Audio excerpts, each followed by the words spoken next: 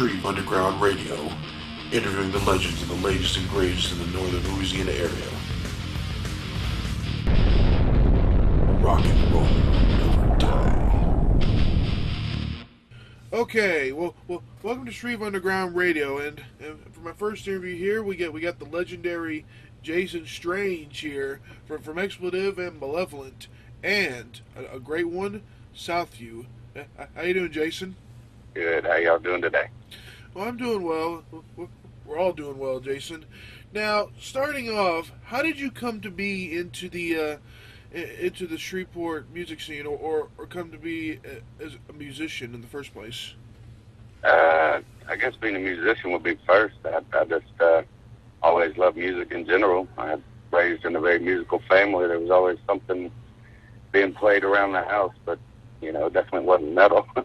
I mean, it was usually Elvis or something more country-oriented, old-school country. And, I had my little Fisher-Price record player when I was 5 or 6 and, started getting rewarded for doing good in school. They recognized that, I really loved music, and that's how they kind of rewarded me for doing good. And class that week was, every Friday they'd usually buy me a new vinyl record, and I remember being super excited when I got, in the back seat of the Monte Carlo on the way home from school, and there was usually a different album back there for me, ranging from, I don't know, whether it's Michael Jackson or Bon Jovi or whatever the kids were into then. That just pretty much fed into me getting more involved into making music a big part of my life. So, I'd say from a very early age, it started off with a love of music, but I guess I got into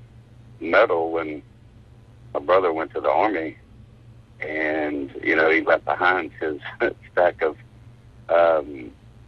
different vinyl albums that he was into, and I dug up his old Motley Crue and Black Sabbath Paranoid album and Slayer and, Metallica, and kind of started sneaking those to my room and jamming those at really low volume, because I probably wouldn't have got in trouble for listening to it, but I probably wouldn't have been allowed to listen to it anymore at like 6 or 7 or whatever age I was. But, just hearing the sounds on those albums versus what I've been exposed to up to that point really was a defining moment to me, because I realized that there was a big difference between metal and popular music. And from that point forward, I pretty much sought out, the sounds that I heard on those kind of albums, whether it was, whether it was Dazed and Confused by Led Zeppelin. That was one that I really loved a lot as a kid. But even then, it has a very Black Sabbath feel to it. So it was natural to go from that to, Black Sabbath, and from Sabbath to Slayer, and, Metallica and Sepultura and all that. It just really pushed me to want to play guitar and make some of those sounds on my own. Now, now coming around the time, when did you meet William Bolton? Because it seems to me that as well as Expletive, he played an important role with you getting started in playing in a band or playing in the underground metal music scene. Oh yeah, we've been friends since we first met in high school back in 10th grade. I guess that'd be like 95 or, about 95 or so, I guess. We met in biology class, and the teacher, I guess, looked at the two metalheads in the class and sat us right next to each other. It's a big mistake on our part, but lucky for us. Because, I was actually playing guitar in a different band at the time over there in Bossier, and he had a little band that he was putting together. And I didn't really know too many of the people in my school that played. And I met a lot of them when I met William, but he seen me drawing out some tablature, guitar tab that I planned to do when I went home that day to practice, and we just kind of struck up a conversation about guitar, and my band in Bossier was on the way out, it was about to break up, and he mentioned, why don't you come over and try bass, and the only thing was all he had was a left-handed bass, so I ended up trying out on bass for him using an upside-down bass and playing it upside down and strings and all. I'd never even touched the bass in my life, but I knew if I just applied what I know on guitar to the bass, that it should be, you know, somewhat in key. And eventually, you know, gave me a bass to play in a band with them. And at that point, you know, I had no excuse not to. I was pretty much started working with them from there forward. And, yeah, we've been jamming together nonstop since, I guess, about 95. But, yeah, we definitely, you know, pushed each other to become better musicians. There's still that camaraderie and competition between us where, you know, even to this day, I still try to write a riff that'll hurt his hands and vice versa. He tries to write one that'll throw me off. That's going to give me hell on bass. But at the end of the day, all it does is, you know, pisses me off when I have to learn it. But once I get it down, I love it, you know, because it's just another milestone that, you know, where I've done something on an instrument that the day before I couldn't do. So as long as we keep that, you know, it's there's nothing really to stop us from ever working together musically. But yeah, it's been a really good ride.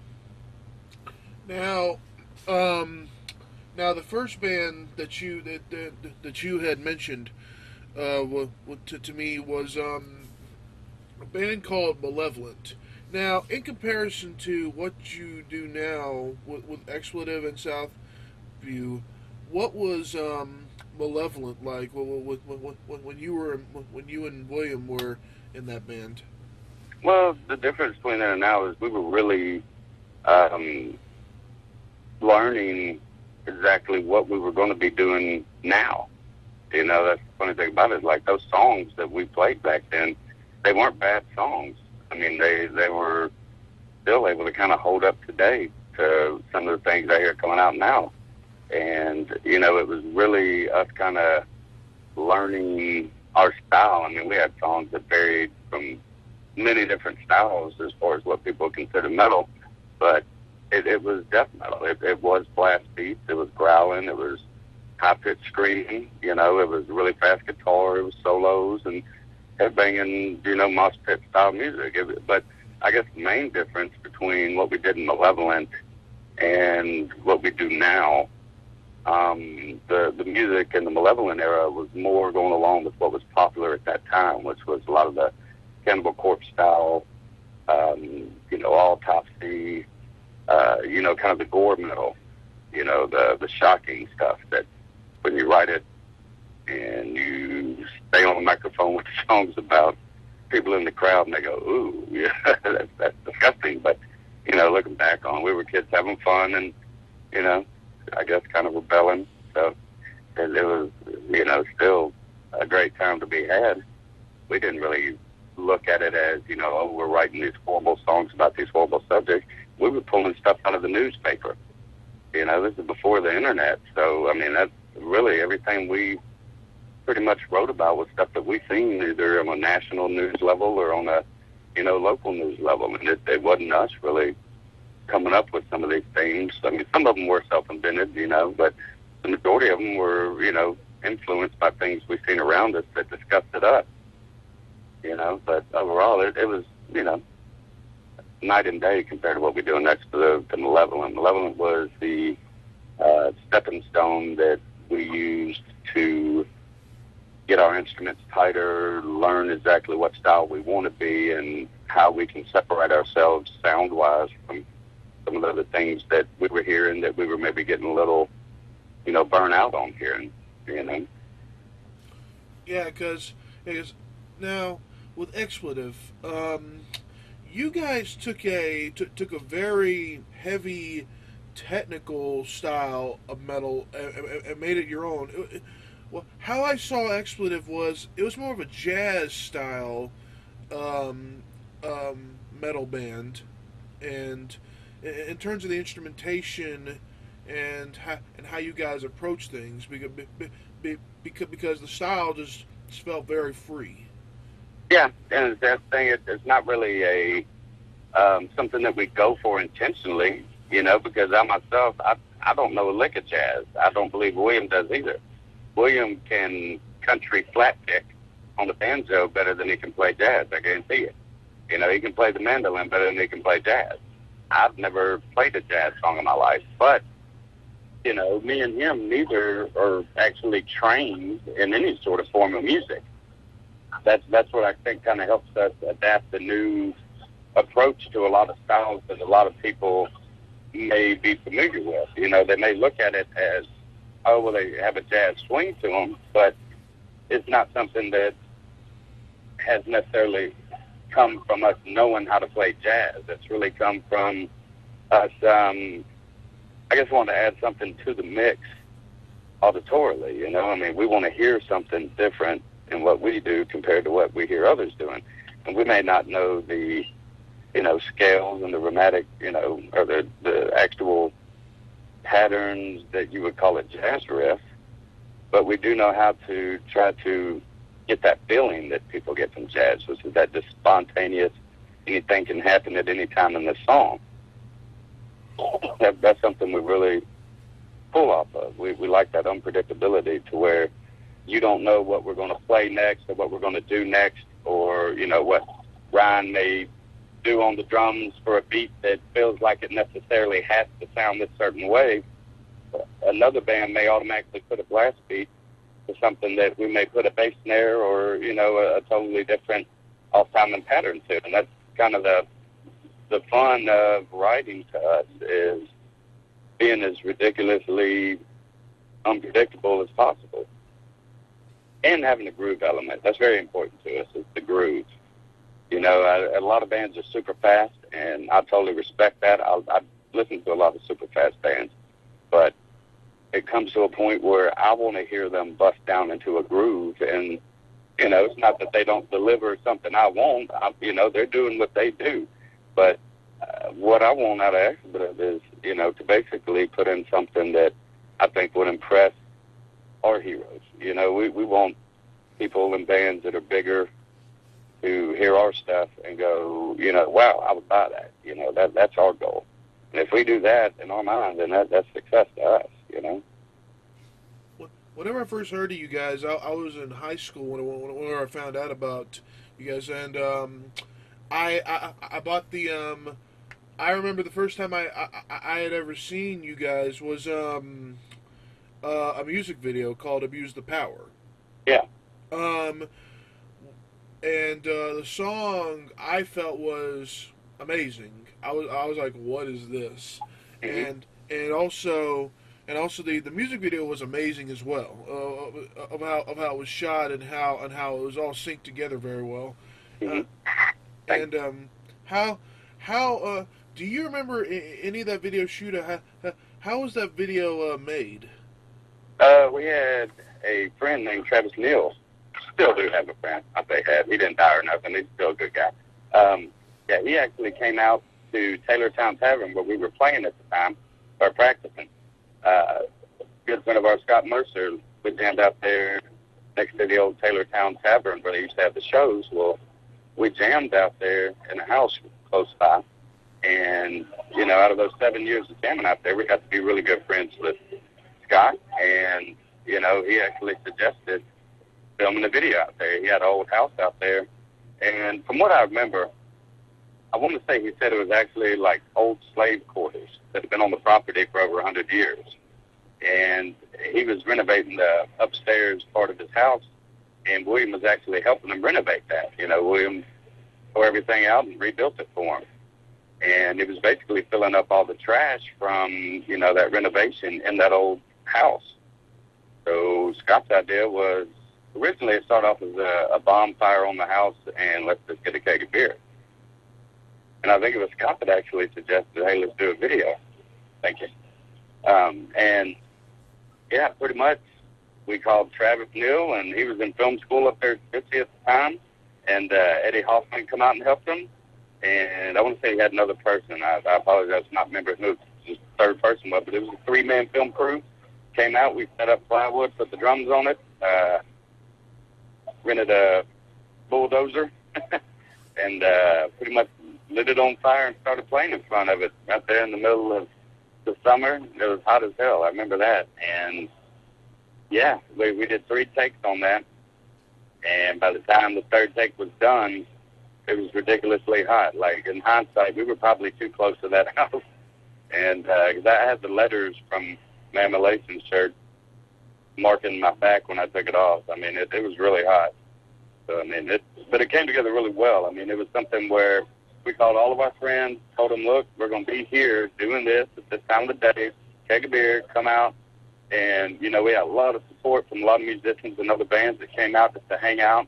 A lot of bands that were also jamming out there at the same time. They, you know, heard that we were doing this, and they come running, come jump on the keg with us. And, you know, I just remember at the end of that last shoot, that last take, we got done, and Anthony, when you see him pop his sticks on the snare drum and run off, that's genuine fear.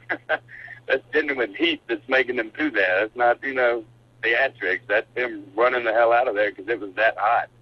And I remember turning around, and literally that whole crew of people that was there watching us film the video ran up and moved our entire rig of equipment that you see in that video like 100 yards away from the house instantly. And, yeah, from that point forward, we just pretty much finished off the keg and had a big party. It was a lot of fun, though. Yeah, I did not know that was genuine fear, but overall, it looked like you guys were having fun throughout that whole shoot because and Eddie Hoffman is definitely a legend in himself in the metal scene because he's doing Machete Eddie Metal Mondays, and he's bringing a lot of bands to the scene. I believe it was what show was that? Yeah, there was the show that Anthony had appendicitis, where his appendix exploded on him, and he couldn't play drums for us. It was like a week or 2 weeks before a really big show, and Eddie actually jumped behind the kit with us, did a couple of jams, maybe 2 or 3 jams, and learned a 8-song set with us just so we could keep the show. So, yeah, man, we definitely, you know, been tight with Eddie for a long time. He's a very important part of this metal scene in this town, and you know, he's definitely done a lot to keep it going and push it further. So, yeah, anyone in this town that, you know, wants to get a good metal show going, definitely get in touch with Eddie. I met Eddie. He's a really cool guy, and I appreciate what he has done. He's brought some great bands to the scene, and definitely he really wants to keep the scene going, and I believe through his efforts it will continue. I do too. And yeah, I apologize about the noise in the background. I'm in the country redneck bar. I tend to frequent these spots. Well, I can't hear anything. Hope it's not too much noise. If it gets too loud in the background, just let me know. I'll walk outside. That's okay. But they won't let me take my drink outside, so I have to kill it first. But overall, also with Expletive, you guys actually, I actually filmed a video for you guys back at Mia's Pub. Yeah, great video.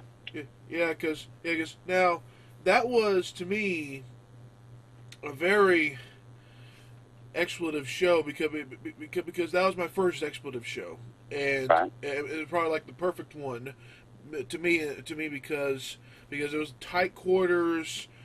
Everybody was sweating. No stage. That's what I like about it. I love it. There's no stage, and you're eye to eye with the people watching you, and you can really get a lot of energy fed to you quick that way. You can also get a microphone shoved into your teeth if you don't watch out, but, you know, it's give and take. Yeah, because I remember... Fun. Because I remember that show being chaotic in terms of how everything was going. Yeah. But you guys put on a great show, and the mosh pits were happening, and it was sweaty, like a son of a gun. Very, very sweaty. That's why we like it. I mean, that keeps us grounded. You know, I mean, we can play we played a big theater along Bill Street in Memphis before, and that place just felt too big. You know, it's just one of those things where I feel more comfortable being face-to-face with an audience where I can literally yell something out on the mic and get some spit on them. You know, whether they want it or not, they just got it. They went to a metal show. They got spit on a little bit because the guy was hollering their ass off and right in their face. But, you go to some shows and the person's 4 feet higher than you and 10 feet away, and it's not as personable. But I don't know. I like the more underground feel of a small stage, a small venue, a small place where everybody's packed in there like sardines, and it's more of a communal type thing. It feels like you're kind of forced to bomb these people whether you want to or not. They're going to get their sweat on you. They're going to touch you, and some arm sweat might rub on you. Oh well, you're at a metal show. Have fun, because if you can't have fun there, then you can't have fun anywhere. What is a particular memory that you took from that show anyway? Were there any particular interesting moments during that show? Yeah. Seems like we had a power issue, like we couldn't get enough power up there to the stage, but that happens, even as a 3-piece band, we still run pretty powerful equipment, and I do remember the lights going off a couple of times and sound going off, but that happens all the time. That's just kind of normal.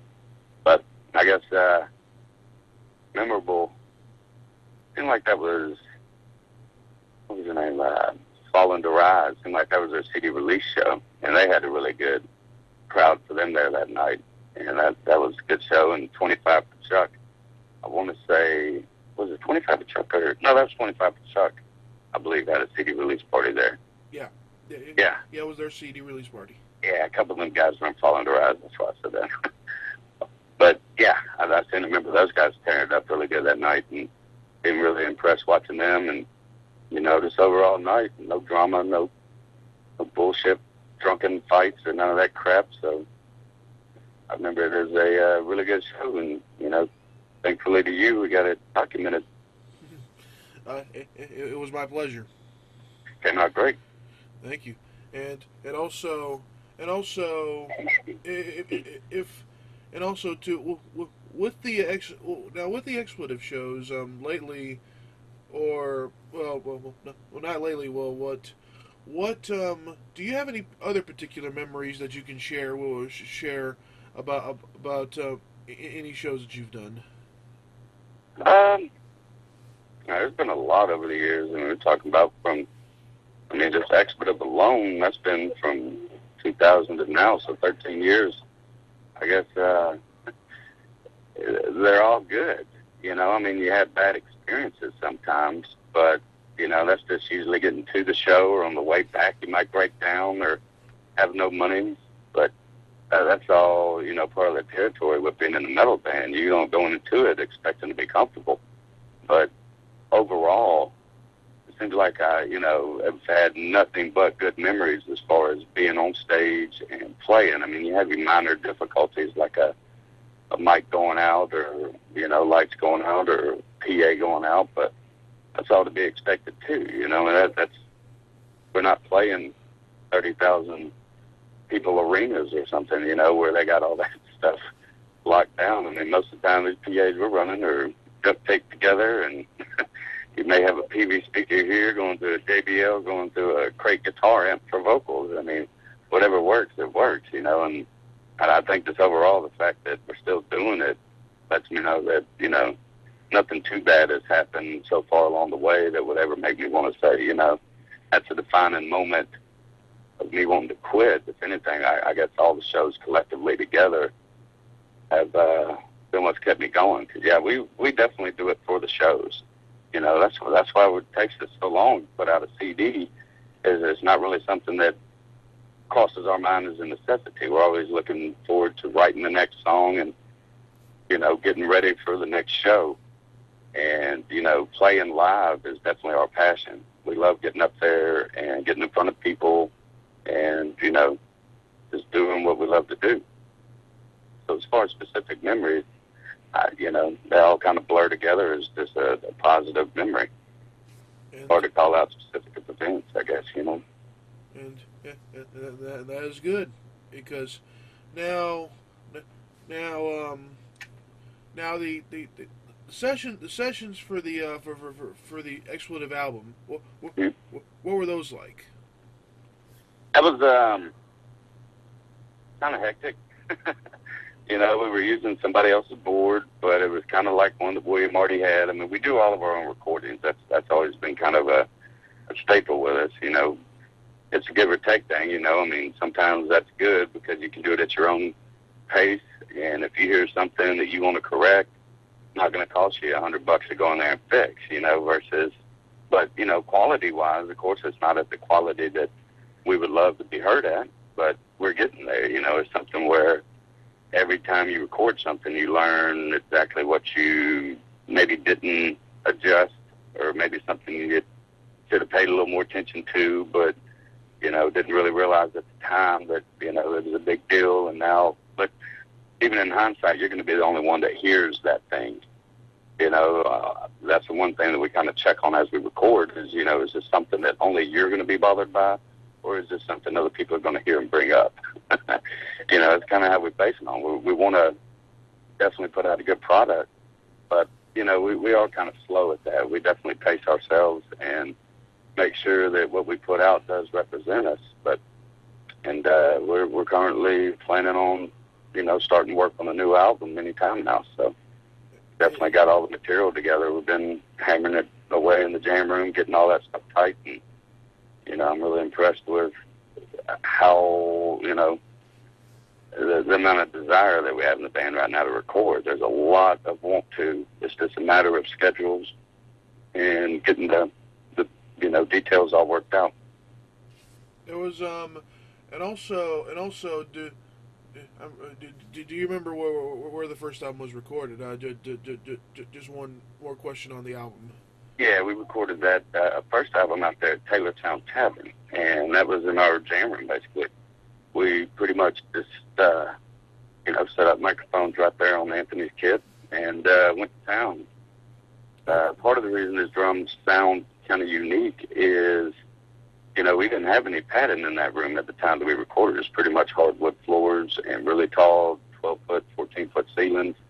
And, yeah, so it's got a lot of ring in his snare and a lot of, you know, presence in the toms and stuff when he's doing his rolls. You know, I was, you know, pretty happy with the drum sound. But overall, yeah, that was all recorded out there at Taylortown. And we mixed and did some of the guitars at William's house on the side. Yeah, because the album definitely has that live feel, like it was done like in one take, and you know, went to town on that. And overall, it's killer. I remember I had to do the vocals for Abuse the Power the day of the video. That was a big deal. I had to get to the jam room at 10, meet William out there just so I could record the video, or just so I could record the vocals so that we'd have those ready for playback on the video. So we're kind of last minute on some stuff, but we always make it work out. That's a good fact. Yeah. and also, but really, however you feel about it, to me, it's a great album, and it's a good piece of metal history from this area. Yeah, we're really proud of it. I mean, there's, you know, it's one of those things where in hindsight you could have always done more, you could have spent more time on this and that, but we were just really wanting to get something out there. And, you know, that we really don't have anything to show for the amount of work that we've been doing since Ryan's, you know, come back into the band. And that's our next goal, is we definitely want to put something out, because, you know, that's all Anthony on that Expletive CD. So we definitely want to put something out where, you know, we have Ryan and all his abilities that he's, you know, come back into the band and everything that he's been offering. And yeah, Ryan was your Ryan was our first drummer from 2000 to 2002, and then Anthony came in on New Year's Day 2003 until 2010, and then Ryan rejoined sometime late in 2010, I believe. And didn't you have a guy named Cody who played? Yeah, Cody Parker. He played about probably 4 or 5 shows with us, and we didn't really do too much recording with him. But yeah, we did play some shows with Cody. He was in between Anthony and Ryan. Yeah, he's a good drummer. Mhm. Now, moving forward from Expletive to Southview, I remember seeing Southview, and Southview had a different style. It was more like a like a technical thrash metal band. Yeah, it was named after the trailer park, so we called it Trailer Thrash.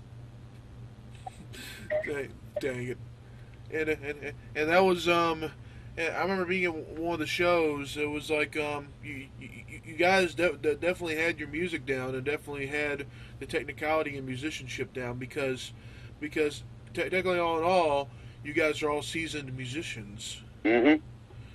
And definitely, I mean, that's one thing we were definitely focused on was being tight live. You know, and that's definitely that was rewarding to me. Is that, you know, I always felt like we pulled off what we wanted to live as far as, you know, displaying the songs in a, you know, an aggressive manner and just keeping tight. Well, what were some bands that you guys opened for? I remember one of them. One of them was 6 feet. Was 6 feet under. Right. I don't know if that was Expletive or Southview. I remember Southview definitely opened for. I don't know if I can say this on the interview, but AC. Yeah, they were crazy, and there was a couple of big shows that we did open up for. I apologize for not recalling on the spot. A lot of that stuff is, you know, I get it confused whether it was Southview or Expletive, but Southview definitely did open up for some really good bands, and, you know, came through and, in my opinion, held our own on the stage with them. Yeah, because I could be wrong, and hopefully somebody will help me get it right. It was it probably was Expletive. And in fact, now that I remember now, it was Expletive that they opened for 6 feet under. Yeah, Southview actually ended up splitting up, and there's actually a new project that I'm working on with a few of the guys from Southview called Bombbreeder. That's going to be coming out shortly. That's a new project that's coming out, and from how I feel from you actually, and from the talkings that I had with you, you said it was going to be like a southern type sludge or doom metal type band. With some heaviness in there as well. Yeah, it's you know, it's definitely not just Southern Doom, you know, but that's kind of a good thing because we've been steadily arguing within the band about what style to classify ourselves as, and I like that because, you know, if it's really easy for us to go, we sound like this, then, you know, that's really giving the people a heads up on what to expect, and they may not be as impressed with it as, you know, it's coming out as another Doom Southern style band, you know. They kind of feel like they know what they're going to hear before they hear you, but honestly, it's something that's a whole big pot boiling on the stove with a whole bunch of different ingredients in it right now, you know, because, I mean, I have my own influences that I'm bringing, and then, you know, Justin has his, and Nate has his, and Brett has his, and it's just one of those things where, you know, at the end of the day, it's a good thing when you don't really strive to sound like a certain style, and you kind of let the style just create itself, and it's been really organic, you know, how it's all come together. Yeah, because it's always best to let a band grow into what it will become, because Exactly. because that will create the diversity and the greatness of the sound and the richness of it actually whenever someone sees it live.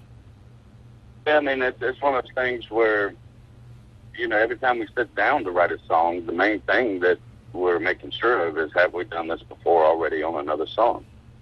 As long as, you know, that's the priority to kind of keep things fresh and moving in a different direction than the other songs you've written before in that particular band, then there's nothing holding you to a certain style. You know, I got to say, that's probably the main reason that, you know, I really love playing metal in general is, you know, you're allowed to do what you want, and it's okay, and it's appreciated by, you know, the majority of the people that are metalheads. They want to hear a band do a different thing. You know, they got their favorites that they jam, that they wear their shirts of, and that they support, and then they've got the ones that they also give a new ear to that are doing something besides what's in their CD player right now. You know, I mean, the metalhead community in general, you know, just metal in general has so many different genres and so much support that, you know, it really is the genre that allows you to do new things. I mean, rap or R&B or country or pop music, you really can't go too far out the fold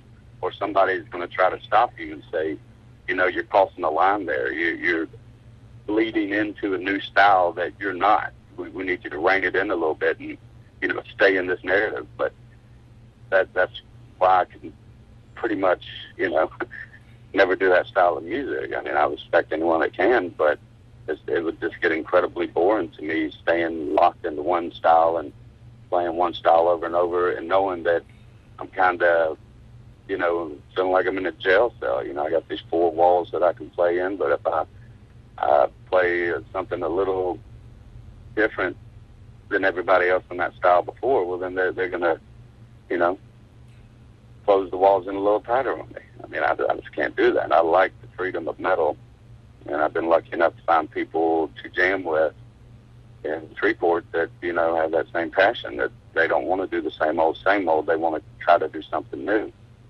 And, you know, overall, Shreveport in general is really good about coming out with bands that, you know, have always impressed me, bands that, you know, go for that same goal, and you can hear it in the music. You can hear that they're not trying to be like everybody else. And, you know, it's definitely helped Shreveport get its own sound. Like when I go play Texas or, you know, anywhere else, I know the Texas sound. I know that they sound a certain way, and that they have that same goal in their town, that they're trying to, you know, represent Texas well. That's the same thing that we do here in Shreveport, is we want to represent the, you know, Northwest Louisiana to be unique and have our own sound. And definitely over the years, I think that's been accomplished by, you know, a lot of unnamed bands. Well, Jason, you're a good musician. You're very honest, and you're a cool guy, man. I really do appreciate your time. But there'll be many more times to talk. But overall, Jason, you keep rocking and rolling, and I'll keep coming out and supporting you. Will do, and thank you for your support, man. And everybody listening to this, definitely keep going to your metal shows and keep supporting the local metal around here. Definitely not go unappreciated. Keep repping and supporting. All right, man. You take care. Take care, bro.